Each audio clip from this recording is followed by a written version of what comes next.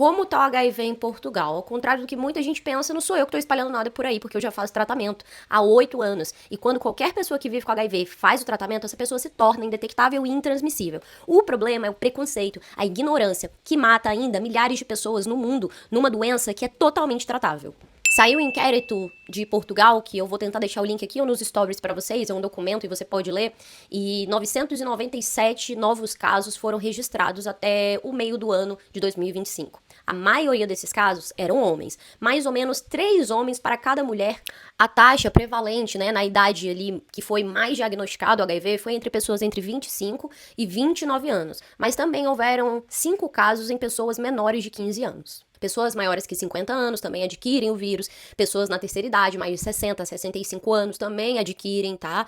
E a gente precisa olhar para isso e não estigmatizar a doença como se ela fosse específica só dos jovens. A transmissão mais prevalente do HIV em Portugal, de acordo com esse último inquérito, foi a via sexual, responsável por 97% dos casos de novas infecções de transmissão.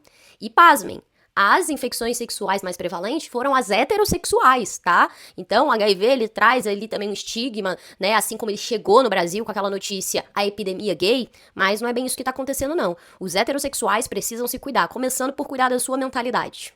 De 2024 até o meio de 2025, foram registrados em Portugal 194 casos de AIDS.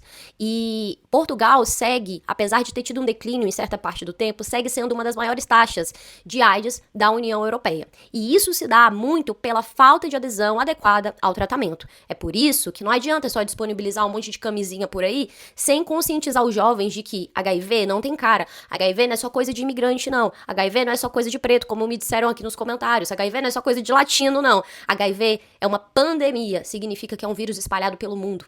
Infelizmente, em Portugal, mais de 11 mil pessoas morreram em decorrência dos sintomas da AIDS.